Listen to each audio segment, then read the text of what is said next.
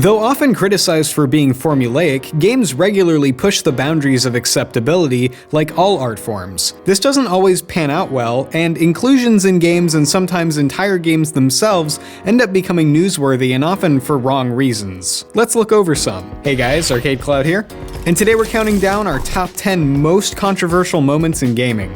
If you're new to our channel, go ahead and subscribe and hit that bell. Give this video a thumbs up and share it with some friends. It's free. At number 10, we have Mortal Kombat. As with most violent video games, Mortal Kombat had its fair share of negative press since its initial release in 1992, mostly centering around the game's portrayal of gore and violence and its fatality sequences. The negative press and moral concerns resulted in a congressional hearing that would serve as the foundations for the creation of the ESRB. Though the graphic content might pale in comparison to what we've become acclimated to, Mortal Kombat came about in an era where graphic violence had just started to be made possible by advancements in technology. To try to combat some of the controversy, Sega created a non-centralized age rating system for their games, branding Mortal Kombat with an MA13 rating. Fearing backlash similar to that happening in the US and UK, Sega's Spanish branch canceled the Spanish release of Mortal Kombat. Though criticism of the violent content of games was pertinent to say the least back in the 90s, the violence depicted in games such as Mortal Kombat or Night Trap does seem quite soft when compared to more modern titles, so it's surprising that criticism of violent content seems to have only died down in recent years. At number 9, we have Resident Evil 5's racism allegations. Back in 2007, the Resident Evil 5 trailer was met with heavy allegations of racism, with multiple critics calling the imagery featured in the trailer examples of classic racism. Eurogamer pointed out that a lot of the themes in the game were reminiscent of racist literature from the 1920s, with its portrayal of people as primitive savages, and Games and Culture commented that the African people were presented as savages even before turning into zombies. There was no shortage of responses to the various criticism though, with one anthropology lecturer from the University of Kent remarking that the game had strong anti-colonial themes and simply portrayed a game in which the scary people are black, and a representative for the BBFC stating that they take racist allegations seriously but found no issue surrounding racial insensitivity within the game. The second trailer was noticeably more racially diverse and featured an additional character, Alamar, which many felt was a way of addressing the allegations, but the game remains the center of debates surrounding the representation of racial diversity in games to this day. At number 8, we have Gun. More allegations of racism, this time the 2005 shooter Gun. Set in the Wild West, this game's depictions of Native Americans caused the Association for American Indian Development to call for the game to be boycotted and recalled. This game required players to target and attack Apache Indians, including brutal actions such as scalping them. Their website acknowledged revelations that occur later into the game, but also asserts that Activision failed to address problematic early portions of the game. Activision responded to the criticism by saying, "We do not condone or advocate any of the atrocities that occurred in the American West during the 1800s. Gun was designed to reflect the harshness of life on the American frontier at that time," though activist groups mentioned that specifically targeting other ethnic groups would still be frowned upon and criticized. At number 7, we have South Park: The Stick of Truth. Following in the footsteps of its source material, the content in South Park: The Stick of Truth was deemed so inappropriate by Ubisoft itself that self-censorship occurred in several scenes in all non-American releases. Players outside of the US, instead of witnessing scenes involving the player performing an abortion and various characters being probed by aliens, get only a still image of a marble statue facepalming and a mocking statement about censorship. The German version of the game removed swastikas and other Nazi-related imagery. The Australian version of the game removed certain scenes due to sexual violence centered around children.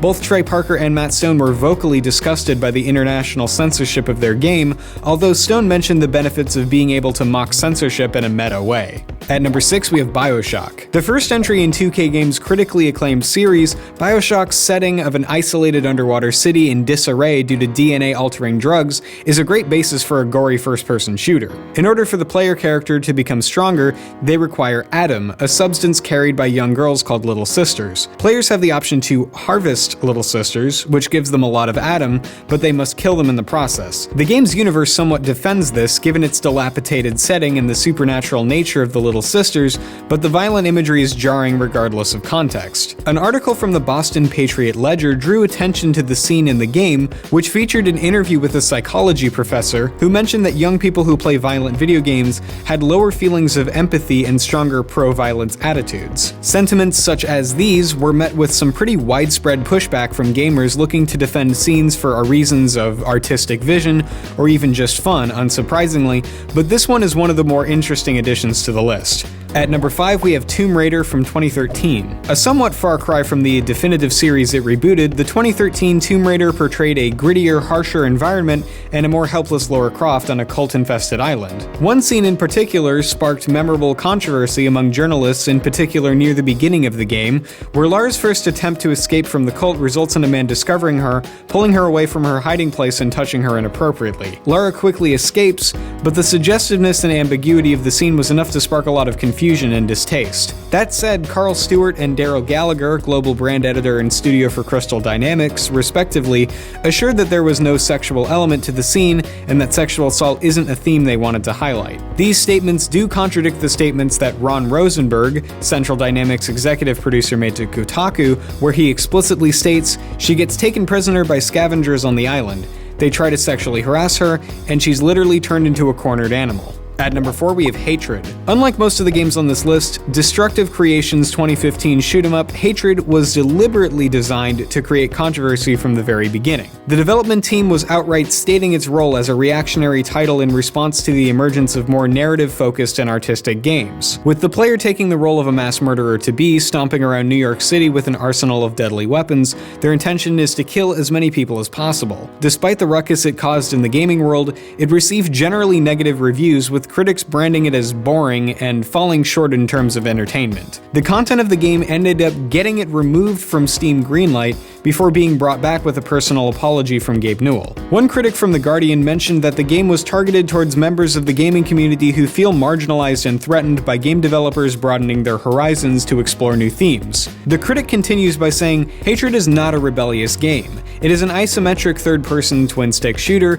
that adheres to the conventions of that ancient genre with rigidity. It is as dangerous and provocative as telling your mom you've brushed your teeth when you haven't." And the popular YouTube channel Extra Credits mentioned that these games have every right to be made, and calls for a ban would be misdirected, but they have no right to be rewarded for exploiting cruelty to create sensation. Defenders of Hatred usually refer to it as a form of stress relief or mindless fun, so it's safe to write this one off as provocative content without much substance behind it. At number 3, we have Grand Theft Auto San Andreas. Though not as shocking as some of the other inclusions on this list, the Grand Theft Auto San Andreas Hot Coffee mod makes an appearance because it sparked a debate surrounding the nature of third-party content and the portrayal of sex in games. For those not in the know, the Hot Coffee mod is a mini-game developed by Rockstar and released in 2005 that allows the player to control the main character CJ's actions during intercourse with his girlfriend, as opposed to the heavily censored stand-in that usually plays. The minigame's discovery resulted in the game being reassessed by multiple classification boards and the removal from sale in Australia. Since its discovery, Rockstar have released a cold coffee patch that disables the minigame, crashing the game should the player try to access it. At number 2, we have Postal II. A game all about obscene imagery, Running with Scissors, Postal II is an offensive adventure from beginning to end. The player controls the postal dude as he goes about his daily life, completing mundane chores and tasks. However, the game's blatant depictions of animal cruelty and antisocial behavior, including using a living cat as a silencer for the postal dude's guns, and urinating on other characters and himself as an actual game mechanic, caused the game to be completely banned in New Zealand. Even owning a copy of the game is punishable by up to 10 years in prison and a $50,000 fine. And finally, at number 1, we have Call of Duty Modern Warfare 2 with the mission No Russian. Our list wouldn't be complete without Call of Duty's infamous No Russian mission from Modern Warfare 2. Regularly mentioned as one of the most shocking moments in gaming, some argue comically so, No Russian sees the undercover protagonist participate in a massacre at an airport in Moscow with the goal of gaining the trust of a terrorist organization. Of course, you won't be surprised to hear that a major game franchise containing terrorist attack simulation wasn't without its fair share of controversy, with common criticism criticism from various religious groups and media outlets attacking the level's particularly gruesome nature. One journalist at BBC News branded the level immature, saying he wasn't shocked but instead saddened at its inclusion for being shocking for the sake of being shocking. The Russian version of Modern Warfare 2 doesn't feature the mission at all, and worldwide the level remains fully skippable without penalty in the final game for those uncomfortable with its graphic nature. And there you have it, our list of the top 10 most controversial moments in gaming. Do you agree? Did we miss something? Let us know in the comments down below, and don't forget to subscribe for more great videos from ArcadeCloud on Wednesdays, Saturdays, and Sundays. Take care and game on.